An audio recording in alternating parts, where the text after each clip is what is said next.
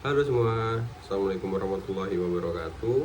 Di sini aku Hujan Jakira Kawratma dari kelompok 1 kelas analisis investasi pasar modal EAA akan menjelaskan terkait materi pertemuan pertama tentang apa itu investasi.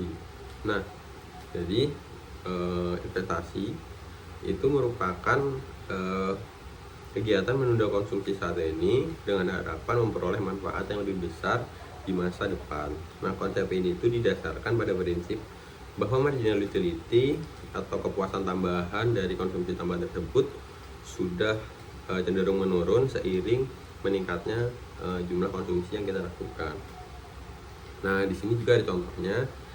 Jadi sebagai contoh ini, jika seseorang memiliki sejumlah uang, konsumsi secara langsung itu mungkin bisa memberikan kepuasan tertentu secara instan. Tetapi manfaat tambahannya itu dari konsumsi berikutnya bisa jadi lebih kecil dibanding manfaat yang bisa diperoleh jika uang tersebut itu diinvest. Nah, jadi oleh karena itu beberapa individu biasanya mempertimbangkan untuk mengalokasikan sebagian sumber daya yang mereka miliki itu ke dalam investasi, kayak menabung atau membeli aset atau mungkin mendanai suatu bisnis dengan harapan ya mendapat keuntungan atau pertumbuhan nilai di masa depan. Selanjutnya ada dalam konteks ekonomi.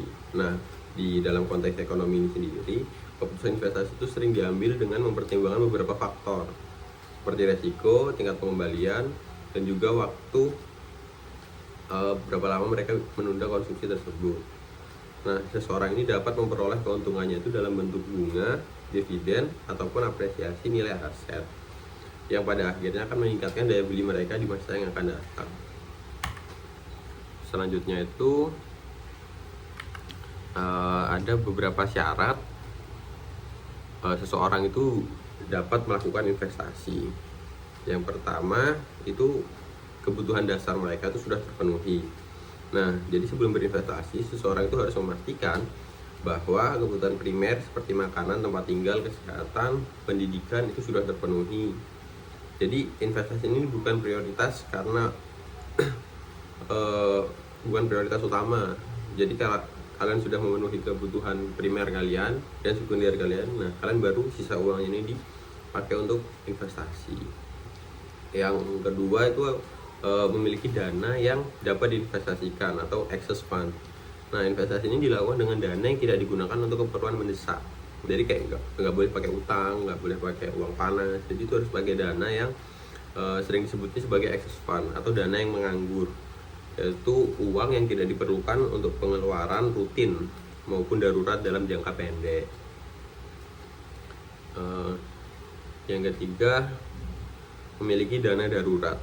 Nah, sebelum mulai berinvestasi nih ya, seseorang itu sebaiknya memiliki dana darurat untuk menghadapi situasi yang tidak terduga. Jadi seperti yang bilang tadi, mereka tuh udah punya backup dana dulu untuk misal situasi kepepet, kayak misal kecelakaan atau segala macam. Nah, uang lebihnya dari situ yang disebut tadi excess fund, nah itu baru bisa digunakan untuk investasi. Terus berikutnya itu memahami risiko investasi. Nah, sebelum berinvestasi ini kan investasi pasti memiliki resiko kerugian. Nah, jadi seseorang yang ingin berinvestasi itu sebaiknya memahami risiko yang ada di risiko bila melakukan investasi, baik dalam bentuk fluktuasi nilai, kehilangan modal, atau ketidakpastian pengembalian.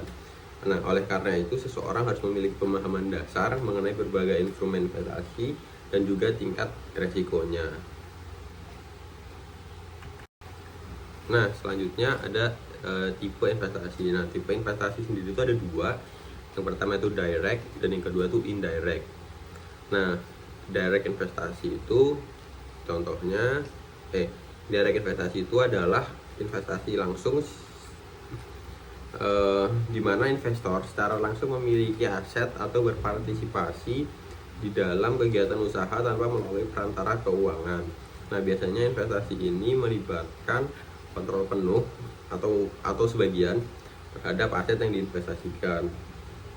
Nah, beberapa contoh investasi direct itu adalah membeli properti, investasi di dalam bisnis, investasi di dalam saham perusahaan, dan juga di Foreign Direct Investment atau FDI, yaitu sebuah perusahaan dari suatu negara berinvestasi dalam bentuk pabrik atau kantor cabang di negara lain.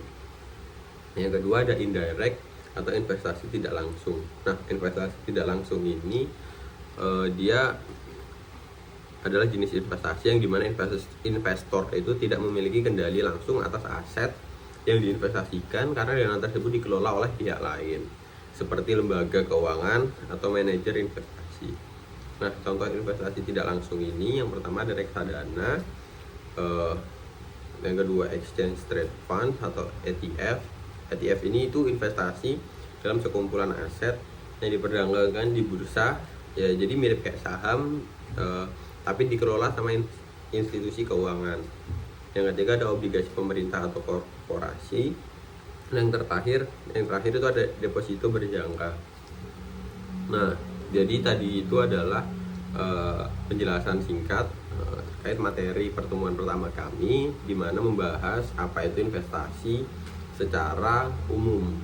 Selanjutnya dari kelompok kami akan membahas materi-materi pertemuan berikutnya yang akan disampaikan oleh teman-teman saya. Sekian dari video saya, semoga membantu kalian dalam belajar analisis investasi pasar modal. Terima kasih semua, bye bye.